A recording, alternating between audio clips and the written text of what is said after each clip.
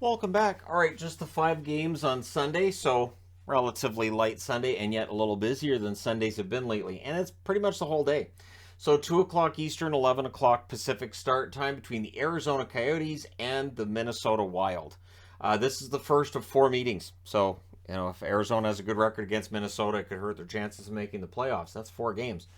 So they meet again on January 14th, February 6th, and March 12th. On the Arizona front, they're 7-9-3. I was kind of tempted to wear their jersey for this video. Something tells me. But Keller, 7 goals, 13 assists, 20 points, continues to play very well, as does Lawson Krause with 9 goals, 2 assists. Chychrun hasn't been traded yet. We're waiting for it. On the Minnesota side, they're 9-9-2 overall. Eriksson Ek with 6 goals, 9 assists thus far this year, and Kaprizov's been quite a story. 12 goals, 12 assists, 24 points. He's already eclipsed the point total he had through his first 20 games last year. I think it was 22, and that was the highest that any Minnesota Wild player had had through the first 20 games of the year. So he's on pace to maybe beat last year's totals. 7 Eastern, 4 o'clock Pacific start between the Winnipeg Jets and the Chicago Blackhawks. November 5th, it was a 4-0 win for Winnipeg. The second of 4 meetings, they meet again December 9th as well as February 11th. The Winnipeg Jets are 12-6-1 on the season. Morrissey with 4 goals, 16 assists, 20 points. I don't expect him to continue to score over a point per game, but hey, he's been great. Kyle Connor, 7 goals, 10 assists for 17 points. On the Chicago front, they're 6-10-4. The descent has begun. Domi, 5 goals, 9 assists, 14 points has been good. Dickinson's been solid, 4 goals, 5 assists, 9 points for him. 8 o'clock Eastern, 5 o'clock Pacific. And it is time for the dreaded trap magnet. Now, Seattle's coming off of a win over Vegas. To me, this looks like a trap game. Anaheim, who did beat the Rangers, and so they've had a win over their last couple, and they got spanked by Ottawa.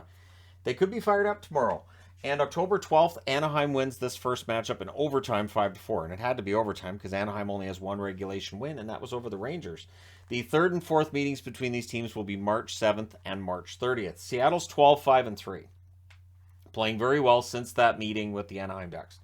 Beniers, 6 goals, 9 assists, 15 points. Has a good chance at the Calder, I would say. Schwartz, 7 goals, 7 assists, 14 points for him. Jaden Schwartz being healthy is good news. There were some key injuries to Seattle last year that hurt their chances. So Anaheim 6-14-1. Troy Terry, 8 goals, 13 assists, 21 points. And Henrique, 6 goals, 5 assists, 11 points. He's bounced back from a slow start. So we'll see, right? To me, it looks like a trap. It feels like a trap game, and it really shows how far Seattle's come that I'm saying this could be a trap game for Seattle, a team that finished with 60 points last year. Vancouver's in against San Jose. This could be a perfect road trip, but it also feels like a trap game for Vancouver, and yet they don't have a really great record, so there shouldn't be trap games possible. This is the first of 4 meetings. December 7th, December 27th, and March 23rd will be the other 3 meetings. Vancouver's now 8-10-3. They've won 4 of their last 5. Pettersson, 11 goals, 14 assists, 25 points. Horvat, 17 goals to lead the league, 6 assists, 23 points. They're scoring a lot. They've scored, I think it's 22 goals in their last 5 games. Not bad. San Jose, 7-13-3. They're going to have to try to stop this juggernaut of an offense the Canucks have going. Hurdle with 5 goals and 16 assists thus far, playing quite well. And of course, Karlsson. I keep seeing Karlsson. Oh, well, he's got the Norris all sewn up.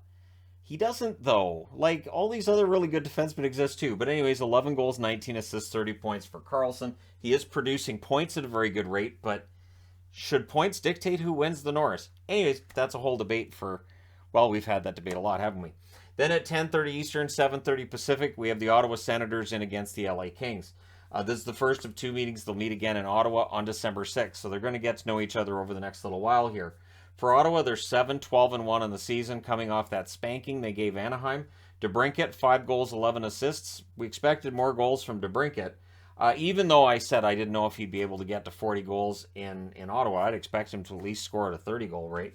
Pinto, 8 goals, 2 assists, 10 points. They could use a goal from Pinto. On the LA front, they're 12-9-2, and they have to feel pretty good about themselves, and they in Seattle have to notice Vegas is struggling. So Moore with 6 goals and 10 assists on the season thus far. He's also a +7. He's playing really well. Kempe has started to pick it up.